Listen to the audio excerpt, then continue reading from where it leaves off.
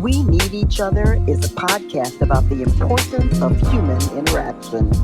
It provides a reminder that we are not intended to live in isolation. Human beings need each other.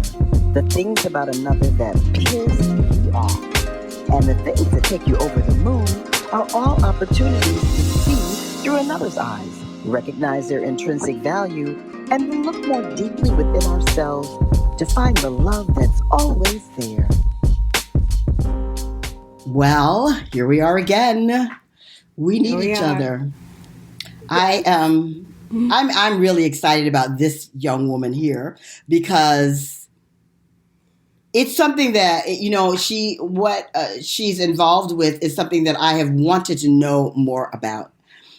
Because I'm always wanting to educate myself about what I'm hearing and what's going on. And she's in the know about Bruce's Beach. So we have with us today Kavon Ward. Kavon is the founder of Justice for Bruce's Beach. She started her advocacy around Bruce's Beach on Juneteenth 2020, so pretty much a year ago.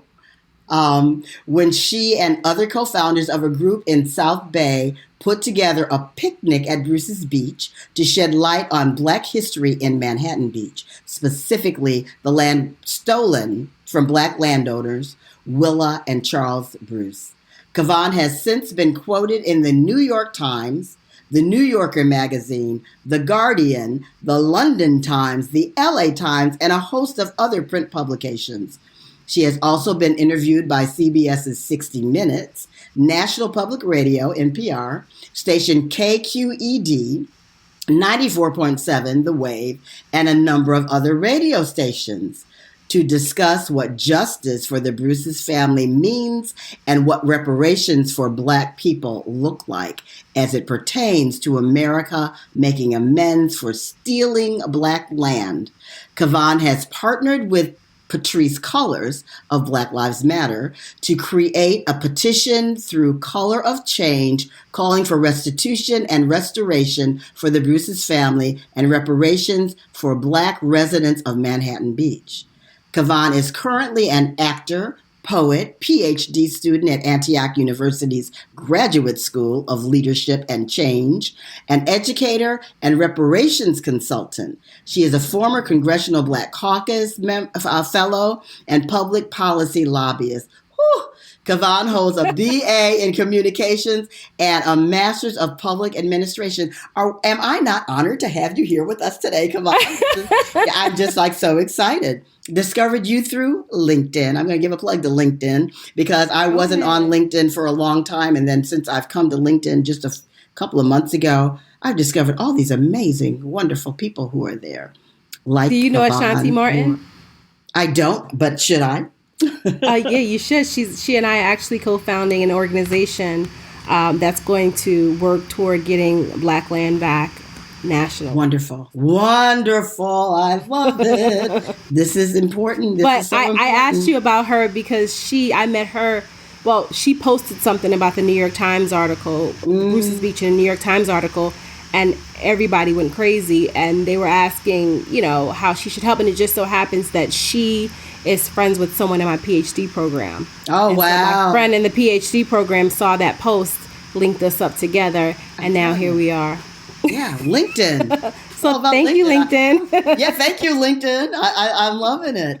So, Kavon, tell us what got you involved in this cause. What do you live in Manhattan Beach? Am I correct?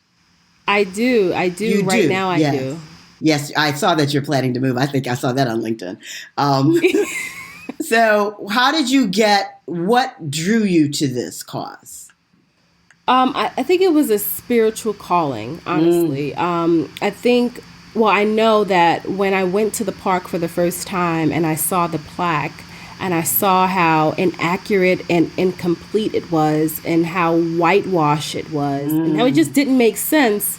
It's just like, wait a minute, it doesn't sound right. Like this white man, Mr. Peck, who supposedly sold the Bruces their land, didn't do anything about them being forced off of their land. Like, that just didn't make sense. I'm like, it just sounded peculiar, and it just sounded like it just didn't sound right. And so I think so that was like the starting point for it. That was just like, this is just not right. This is suspect. This needs to be further investigated. And then when I looked around and I took in the energy and took in the environment, and I noticed all of these big, beautiful $1 million homes built around that park, and saw nothing but white people, there was just this anger that built up inside of me. And I'm just like, this land was taken from black people, and now there's nothing but white people living here, and they're the ones who own up all of this property, all of this land, and it didn't feel right to me. And I thought about generational wealth. That instantly came to me, like generational wealth, the lack of, like, had Charles and Willa Bruce still been here, there could have been more diversity and inclusion here in the city. There could have been more than less than 1% black people here. But is it less than 1%? Yes, it's less than 1%. Wow. Less than 1% black people here, and it didn't sit right with me. And I remember during my interview then with KTLA, I remember just saying, they were asking me what I wanted, if I wanted the plaque changed, and I was like, yeah, I want the plaque changed, and and I want there to be policies changed so that this family could be deeded back the land. And clearly I had no idea. I didn't even know the family at the time when I made that statement. I literally was just putting it out there in the universe, like, as organic as I could get. This is what I want to see happen. Like, and as far-fetched as it appears to people, like, let's think about it, right? Like, land has never been given back to black people in the United States or around the world, for that matter, right?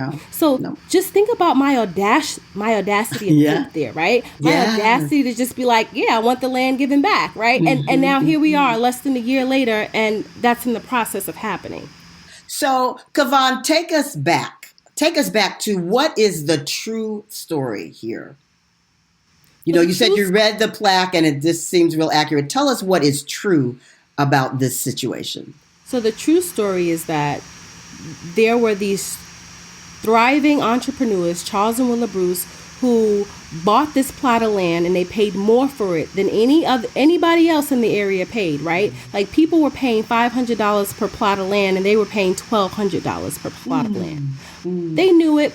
I mean, just think about that, the discrimination in that, right? Like, the racism in that, right? It was like a black tax, in a sense. So they had to pay more for this property, but they worked. They started out with a concession stand, started selling food. Then once they earned enough money, they opened a bathhouse and a dance hall and a diner, and they just grew and expanded. And I read in an article that them along with a couple of other black people who bought in the area, they inspired other black people to buy in that area, on that park that's now known as Bruce's Beach Park. There were black families who owned property and lived on that land that were removed as well, right? And so they were thinking about getting a train car coming to and from Manhattan Beach. They were thinking about a school. Like, they were trying to build up that community similar to Black Wall Street in Tulsa, Oklahoma. Yes. Right? That's what they were trying to do. And of course, the white people weren't having it, right? Because the ocean belongs to them, right? Yeah, right, exactly. The ocean belongs to them.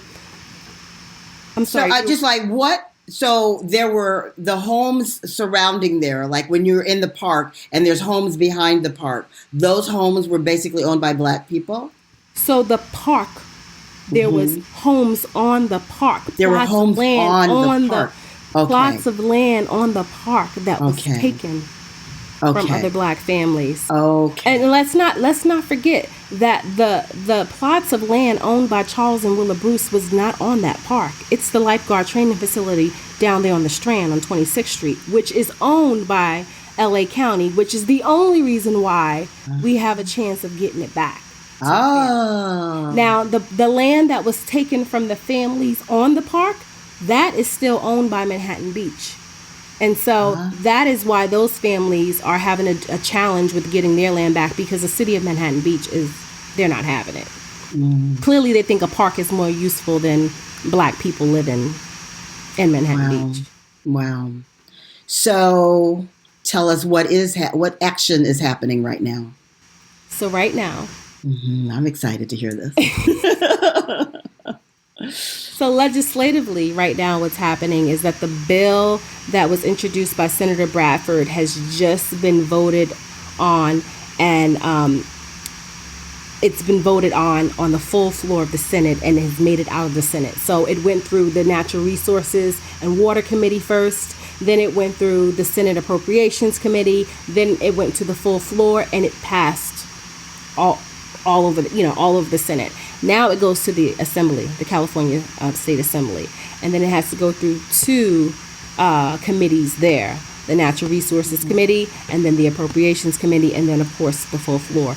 Once that happens, once the Assembly has voted yes on it, and of course the Senate has voted yes on it, it goes to the governor to be signed into law, and then it goes back to the county supervisors for one final vote, so that the land is transferred to the family.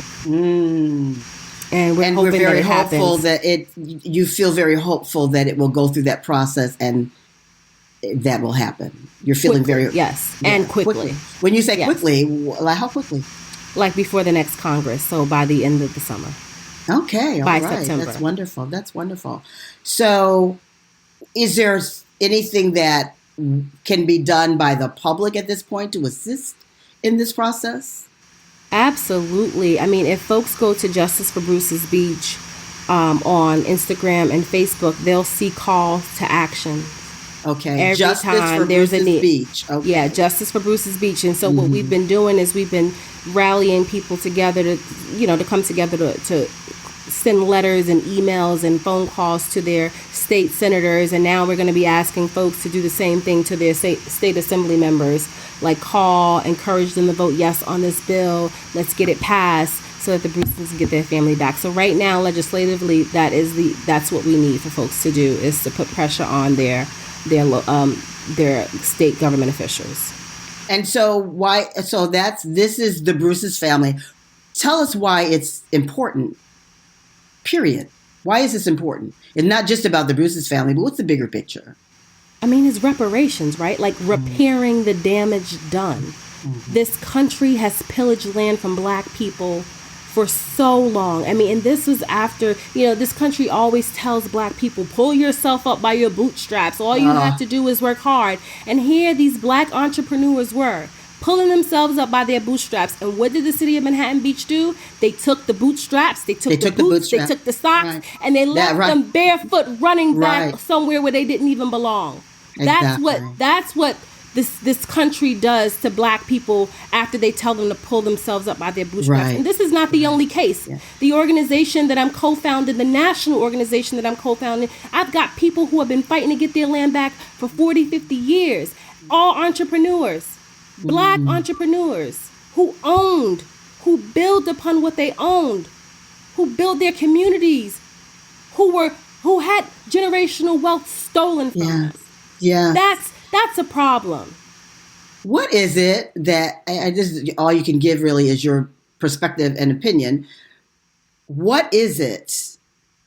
Why do they not, because like you said, they say you're shiftless and lazy. Right? So pull yourself up by your bootstraps. And we go, okay, let's do that. We're tired. You want to know why? We're not lazy. We're tired. We're tired because everything we have to do, we have to work 10 times harder for, only for it to be taken from us. Exactly. We're tired.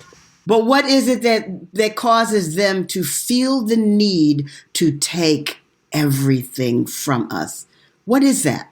White supremacy and fear. Fear. What's the fear? What's the fear? Mm-hmm. Because there's no reason why anyone should tell us that we need to work hard and do what we need to do and pull ourselves up by our bootstraps, and then when we do, they take it. Why? Right. Because they're afraid that we're going to supersede them and then we're going to be in control. Yeah.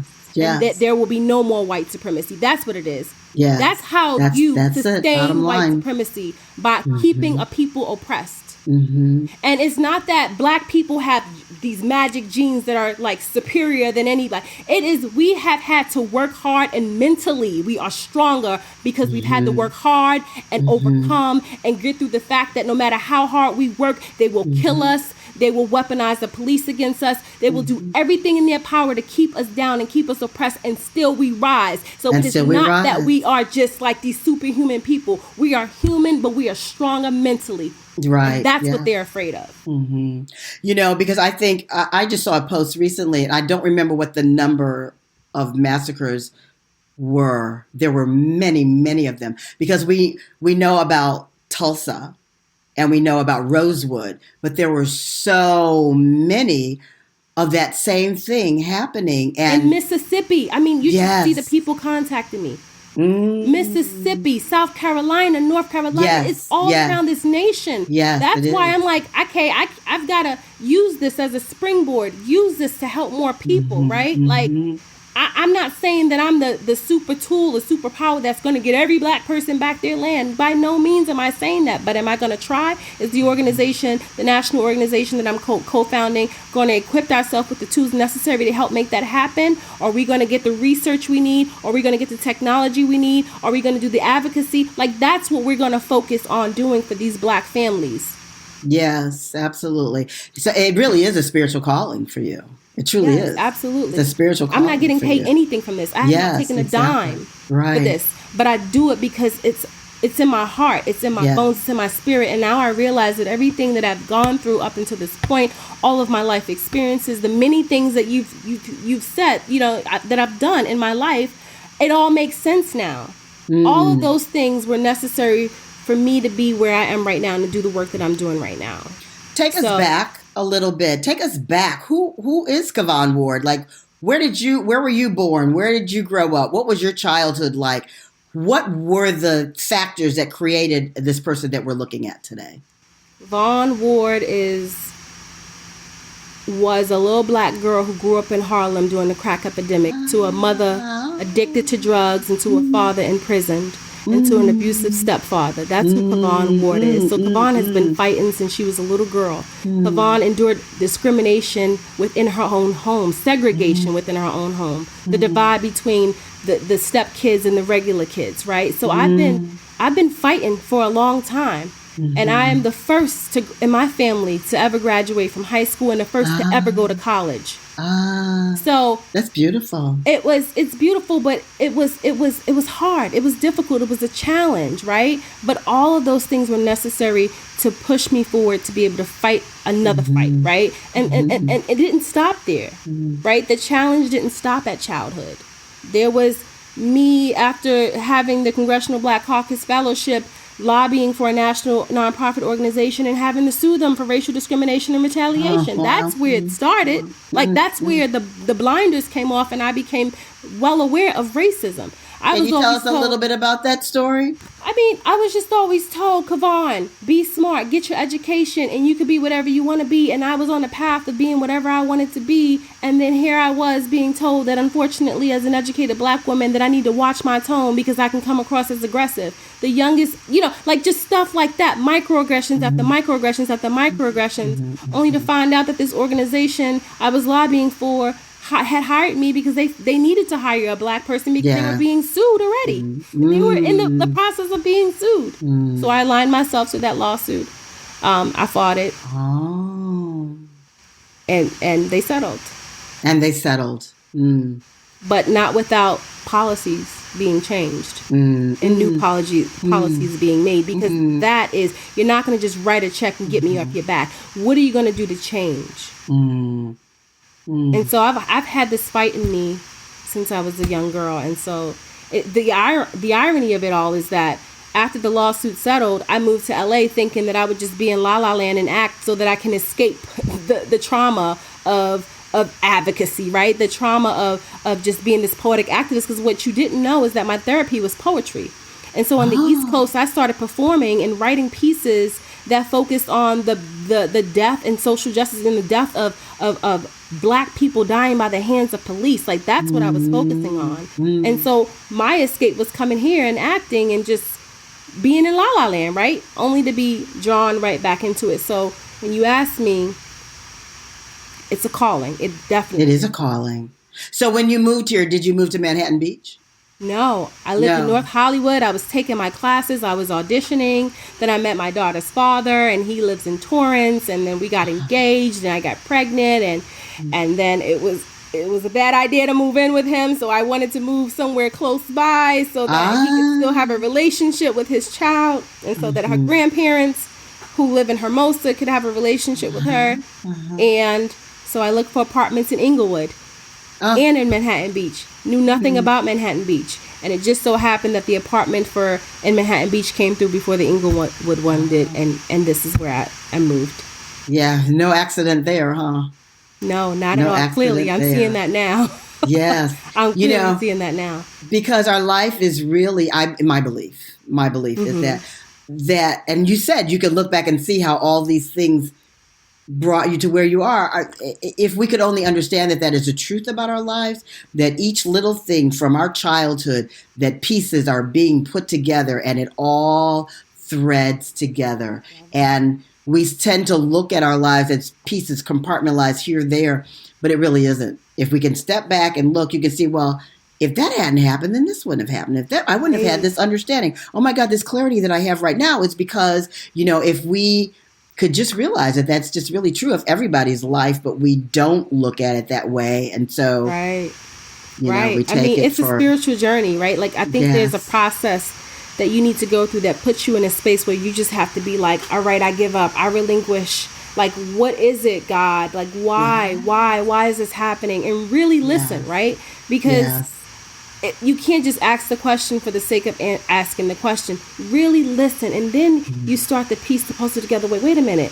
If that hadn't happened, then I wouldn't have been prepared to endure that. And had I not been prepared to endure that, I wouldn't be here. And so it's all this like natural progression of just like, and this is not the end of it. There's things that I'm going through now that's teaching me so many valuable lessons for the work I'm going to be doing moving forward. Right. And so it is important that I look at everything that happens and say, okay, God, what are you trying to teach me here? What lesson am I supposed to learn? So that when I encounter that situation moving forward, I'm like, that's why that happened. That's why that happened. Exactly. Yes. Yes. The day that you went to and read the plaque at Bruce's Beach at the park, the day you went there, that day was a divine intervention, it was no accident that it happened, that you were there on that particular day. I just believe that it is important to believe in some kind of a higher power. Yeah. It doesn't matter what you refer to it as. Right. But to understand that there is, yes. There's a guidance and a direction that is always happening. It's one of the things that I just, in this podcast, I really, really want people to understand. It's called We Need Each Other. And because, it's no accident that you and I are together talking right now. It's no accident that whoever's listening to this podcast may get touched by something that they hear and move into action that they never knew that they were going to move into, that there's always something greater that's happening. Right. So, and you have no idea once this is completed, once the governor signs those papers, what's your next step? You have no idea at this point? I do know what's my next step. I'm actually transitioning right now. Like I said, I'm starting a national organization that's going to help people around the nation get their land back. That's what's next. What is the organization called? It's called whereismyland.org. Whereismyland.org. I love it. I love that. Whereismyland.org. I've co-founded it with a woman by the name of Ashanti Martin.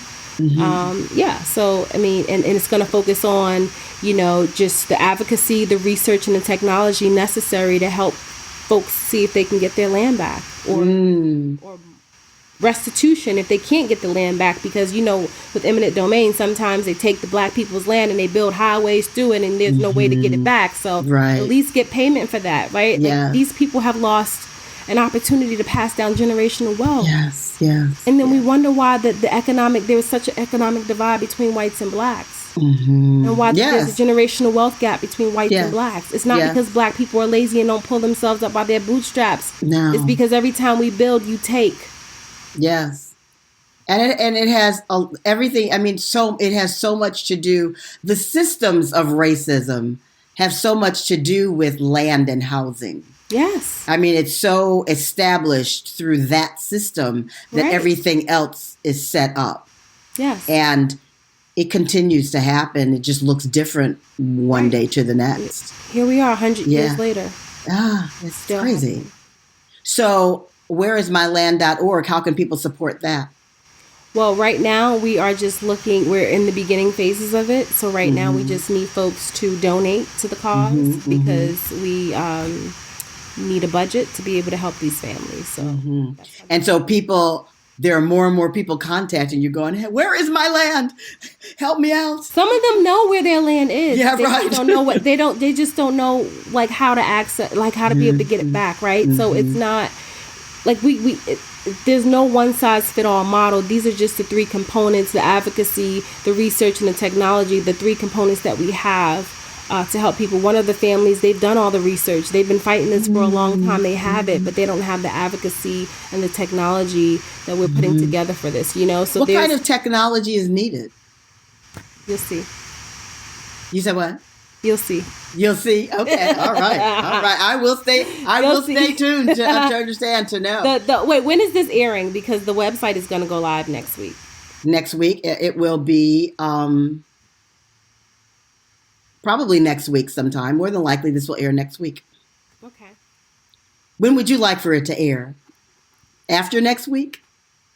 Juneteenth. Well, actually, no. Everybody's going to be focused on maybe after Juneteenth. After Juneteenth. No, we can accommodate that. We want it to air at the perfect time. Okay. Yeah. Thank you. Right. Yes.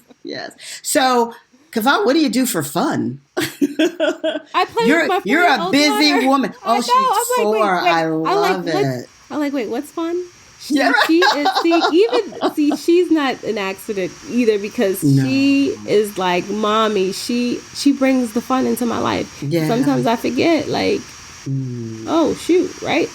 I'm working from sun up to sundown, and I love it. I'm not complaining about it. I enjoy it so much that I allow for it to just consume me. But at the same time, I'm like, I'm also a mother. Like that paper can wait. Yeah. Yes, baby. Let's play something fun. Let's do something fun. Let's go run around and just lay under the sun, under the trees at the park. Thank you, baby, for bringing fun back into my life. So. Yes, because when you bring that part of your life back, then everything else gets done a little easier. Yeah. There's a little bit greater flow when you allow yourself. And I say that because my kids are in their 30s now. Wait. I know. Hold up. Wait, what? Yeah, 33 and 36. I have a grandson. I have a grandson that's older than your daughter. I have a grandson that's 10 years old. So, yeah. Wait, you can literally be my mother. I could be your mother. Yes. I could. Yes, absolutely. You don't even look. But see, that is the beauty of Black people. I know. There's a lot of beauty of Black. I mean, you said something about us not having a special something, but we do have something. We got melanin. There's something real special about that. We, honest to God, I do think Black people have magic, and I think that's part of what is not understood and what other people want to take away or own or something. But that magic comes from something that is not tangible. You understand what I'm saying? Right, exactly. It is something that is spiritual. There is something, I mean, I do believe that we have some things that other people don't have. But like, are we like just genetically these super, like, no. Right. You know what I'm saying? Exactly. Like, no. And probably the reason why you, white person, is able to accomplish everything that you want to accomplish is because you've had head starts and you continue to have them. Mm-hmm. Yeah, exactly. Yeah, anyway, I digress. Is it really digressing? I don't know. No. It's the truth. I mean, we're speaking truth here. This is the truth. Yeah. And, sometimes we want to hold back and not say the whole story, but the whole story is that we are, first of all, everybody comes from Africa. We can't. That's where we all started. Mm-hmm. So if we would, I'm going to digress for a minute. I was out and about today, and I usually am out and about in the world on Thursdays. I had amazing conversations with a man from Israel, amazing conversation with a man from Sri Lanka, amazing conversation with a man from Cuba, and they're all saying basically the same thing. That we started in Africa, And then it's all about consciousness and about an understanding of one life, one creator, one whatever you call it. And it's something that I think that as a people, in whatever way, we've held on to. Right. Because we couldn't survive what we have survived if there wasn't some other strength, some inner strength that we were holding on to. And I teach classes to white people. And one of the things that I say, if you, and I always go, I'm speaking generalities. I'm not talking about you. If white people would use their privilege, so you have privilege, use your privilege and recognize that the Black people here on the planet are still here, surviving, resilient. We're the ones whose ancestors didn't jump off the boat, that we have endured over centuries, the things that we are, and we're still here. Then take that and put it together with your privilege, and we're all buoyed up. We're not taking away from anything. Everybody gets elevated. Here's the thing I have with that word privilege, right? Like white privilege, right? It's a perceived privilege, because there's no privilege in knowing that you have pillaged and robbed and raped and stolen everything and have had this head start that you continue to have. There's no privilege in knowing that if you were in our shoes, you probably wouldn't be able to walk a day in it. Where's the privilege in that? Where's the privilege in knowing that you had these opportunities and being okay with continuing to have those opportunities, because the privilege would be in trying to make sure that the playing field is leveled and equal, so that you wouldn't look like you're privileged, right? Like, why is that how are you privileged? Right? How are you privileged when you're fragile, because you can't deal with what life throws at you because you haven't had to in your entire life? There's no privilege in that. I agree. Now, you're absolutely correct. You're absolutely correct. There's privilege in being able to rise despite being oppressed and pushed down. There's privilege in being able to rebuild even after they've knocked and demolished everything you've had away. There's privilege in that. There's strength in that. That's the privilege. That's the privilege. You know, there's privilege in knowing that just based on my thought and my passion and my words and my drive, that I'm able to help this family get their land back. There's privilege in that. Yes, exactly. The only way white people would be able to give land back is if they actually gave it back, right? Right, exactly. Because they wouldn't have to do all of this. Right. And that comes from an interconnection that you have, and that the people who are involved with you have. That there's and even the people that reach out to you, there's an interconnection to know that there is a possibility, that there's something afoot, you know, there's something happening that they can move into the energy and the vibration of that the privilege is in being able to connect with that and understand that. But what I frequently say is that there is a lack of empathy in this country, and empathy is what I call forth. Empathy. Put yourself in the place of somebody else instead of just turning your head and going back into your world, which is what you refer to as white privilege. You can turn your head and go back into your world. But if you stop and look and stop having sympathy about the things that you see that happen to people of color, Black people in particular, if you actually could put yourself in the place of, then you could behave in a better way. You could be better human beings. And that's what I'm always calling for. Regardless of how much empathy they have, I mean, it's definitely good to have some empathy, right? But there's no amount of empathy or there's no amount of you putting yourself in my shoes in that way, right? Like that will help you understand the plight of a Black person, right? No, like, that's not possible. And I think that is the thought process people need to have. No matter how much I empathize with them, I still can't understand what they've gone through. Right. And because of that, I am going to help. Yes, exactly. You're correct. That is correct. You're absolutely correct. But if you've never had to empathize, or if you've never had to care about anybody else, and you had everything handed to you, why would you want to empathize? You don't need to, right? Like, I mean, that's just the mindset that these people have, right? Like, I don't need anybody else. I think about these people who live in this Manhattan Beach bubble, right? And I think about this woman who we walk past her house every day when I take my daughter to daycare. And this woman in her bubble, she means well, right? She says, "Oh, your daughter is so well behaved and she's so clean," right? And she thought that was a compliment, right? Because she lives in this bubble, right? She's never had to go outside of her bubble. She has everything she needs. We have to go into their bubbles, right? To earn every day. We have to be in their worlds, right? We have to have this dual consciousness, right? Yeah. They don't need to. No. They don't need to. So for her, and that's how it just gets perpetuated, because unless you make a conscious effort to put yourself in a black person's world, or then you will never get it. No. You have to consciously do it.